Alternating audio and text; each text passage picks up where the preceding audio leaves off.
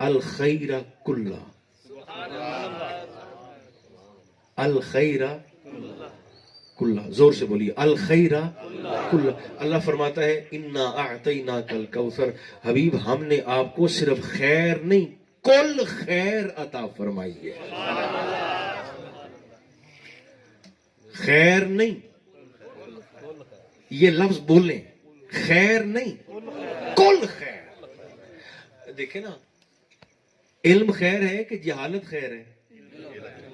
اگر علم خیر ہے تو اللہ نے محبوب کو صرف خیر نہیں دی، کل خیر عطا کر کے، وابی ہوتا بھی منو، دیوبندی ہوتا بھی منو، شیعہ و سنی ہوتا بھی منو، کل خیر عطا کر کے اللہ نے مصطفیٰ کو صرف علم نہیں عالم کل بنا کر کائنات میں بھیجا ہے۔ ایک حسن خیر ہے کہ بدصورتی خیر ہے؟ بولیے، اگر حسن خیر ہے تو اللہ نے محبوب کو صرف خیر نہیں کل خیر عطا کر کے حسن کا مرکز بنا کے بھیجا ہے۔ با اختیار ہونا خیر ہے یا محتاج ہونا خیر ہے؟ ظاہر ہے با اختیار ہونا خیر ہے۔ اگر با اختیار ہونا خیر ہے تو اللہ نے محبوب کو صرف مختار نہیں بنایا بلکہ مختار کل۔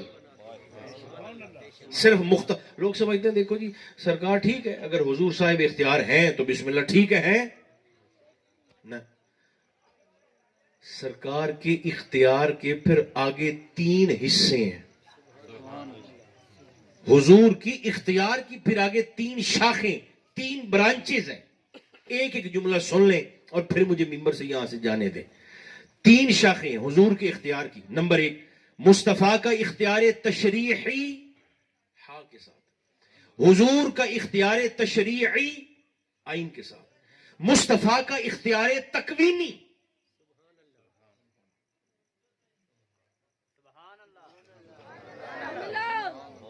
اگلی باری کو طرز والا بندہ ساٹھ لو ہے۔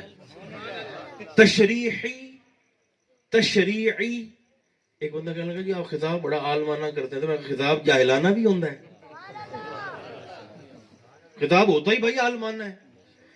تشریعی 1، تشریعی 2، تکوینی۔ یہ ہمارے نبی کے اختیار ہیں۔ اب یہ ہوتا کیا ہے، تشریعی کیا ہے، تشریعی کیا ہے، تکوینی کیا ہے، بس ایک ایک سطر تاکہ آپ کی طبیعتوں پر مزید بوجھ نہ بنے۔ اختیار تشریعی نام سے لگ رہا ہے تشریع، اللہ ایک بند حکم، مجمل حکم قرآن میں نازل کر دیتا ہے اور اس بند حکم کی تشریح کا اختیار، وضاحت کا اختیار مدینے کے تاجدار کو عطا فرما دیتا ہے۔ مثال دے دوں، مثلا اللہ نے حکم نازل فرمایا اقیم الصلاۃ، حکم آ گیا چلو بھائی نماز قائم کرو، بند حکم ہے نماز پڑھو۔ اب جب ہم سارے نماز پڑھنے کے لیے گئے، کسی کو کوئی پتہ نہیں کتنی پڑھنی ہے، کس وقت پڑھنی ہے، کون سی نماز کا کون سا نام ہوگا، کس نماز میں کتنی رکعتیں پڑھنی ہے، کون سی نماز کس وقت میں پڑھی جائے گی۔ ہم سارے تیار ہو کے آ تو گئے نماز قائم کرنے اس کے حکم پر، مگر کسی کو پتہ ہی کوئی نہیں کرنا کیا ہے۔ مولا اب کیا کریں؟ فرمایا میں نے حکم نازل کر دیا ہے، اس حکم کی تشریح کا اختیار میں نے اپنے مدینہ کے مصطفیٰ کو عطا فرمایا۔ حضور جتنی کہیں، جس وقت کہیں، جس نماز میں جتنی رکعتیں کہیں، بلکہ اس سے ایک قدم آگے بڑھ کے عرض کروں، فرمایا جتھے میرا نبی پڑھے تساں بھی پڑھ لو، جتھے محمد چھڑ دے وے تساں بھی چھڑ دیو۔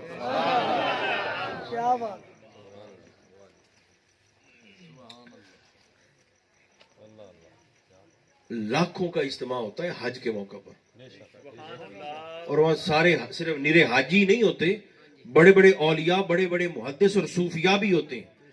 مگر کسی کی مجال ہے وہاں کھڑا ہو کر میدان عرفات میں کوئی نوٹے خواہ بن کے کہے ڈاؤ مسلح، میں صاحب ترتیبہ میری کبھی پاکستان میں قضا نہیں ہوئی، یہاں بھی پڑھوں گا میں۔ سجدہ کرنا اسی کو ہے، حالانکہ اکبر بھی وہی، اعلیٰ بھی وہی، عظیم بھی وہی، کرنا بھی اسی کو ہے، لیکن اللہ فرماتا ہے تو ذرا یہاں کھڑا ہو کے نماز پڑھ، تیرا سارا حج تیرے منہ پہ ماروں گا۔ مارا کیوں؟ میں نماز تیرے لیے پڑھ رہا ہوں، پاکستان میں چھوڑوں تو جوتے ہیں، یہاں پڑھوں تو فرماتا ہے حج رد کیوں؟ فرمایا جہاں میرے مصطفیٰ نے نہیں پڑھی تو کون ہوتا ہے پڑھنے والا؟ ٹھیک، حکم بند اللہ نازل کر دیتا ہے تو تشریح کا اختیار سرکار کو دیتا ہے۔ ایک بس بات اگر پہنچ گئی تو زیادہ امثلہ دینے کی حاجت نہیں ہے۔ ایک دوسرا، سرکار کا اختیار تشریعی یہ پہلے سے تھوڑا بڑا ہے۔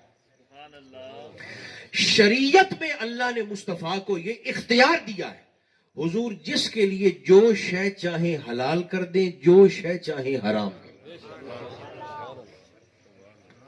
اب آپ حیران ہوں گے، گولڈ سونا مرد پر اللہ نے حرام نہیں کیا، مصطفیٰ نے حرام کیا۔ ریشم سلک مرد پر اللہ نے حرام نہیں کی، مصطفیٰ نے حرام کیا۔ کتا اللہ نے حرام نہیں کیا، مصطفیٰ نے حرام کیا۔ ایک بات پکی ہے، جو چیز حضور نے حرام کر دی ہے اسے قیامت تک کوئی حلال نہیں کر سکتا، اور جسے مصطفیٰ نے حلال کر دیا اسے قیامت تک کوئی مائی کا لال حرام نہیں کر سکتا۔ اختیار تشریعی آخری اختیار اور پہلے دونوں سے بڑا ہے، وہ کیا ہے؟ اختیار تکوینی۔ یہ کون سے ہے؟ انما امرہ اذا اراد شیئا ان یقول لہ کن فیکون۔ اللہ کن کہہ کر بنا دیتا ہے، کن کہتا ہے کر دیتا ہے، کن کہتا ہے ہو جاتا ہے۔ فرمایا محبوب اس اختیار تکوینی سے بھی آپ کو یہ کن کی طاقت عطا فرمائی ہے۔ مولا وہ کیسے؟ اب جو سن رہے ہیں وہ اس بات کو مانیں اور دل کی گہرائی میں یقین کے ساتھ جگہ دیں۔ اختیار تکوینی مصطفیٰ کو ملنے کے بعد ہمیں ماننا پڑے گا کہ اب مصطفیٰ بھی کن فرما دیں تو ہو جائے گا، حضور بھی کر دیں تو ہو جائے گا۔ کیسے ہو جائے گا؟ حضور کے کرنے سے کیسے ہو جاتا ہے؟ اللہ جنت دے گا، نمبر ایک قیامت کے دن، قیامت سے پہلے رب سے جنت نہیں ملنی، یاد رکھنا۔ اللہ جنت دے گا قیامت کے دن، نمبر دو میزان پہ کھڑا کر کے، نمبر تین پل صراط سے گزار کر، نمبر چار حشر کے سارے امتحانوں سے پاس ہونے کے بعد، نمبر پانچ جس میں جتنی گناہوں کی میل ہے اتنے جوتے مار کے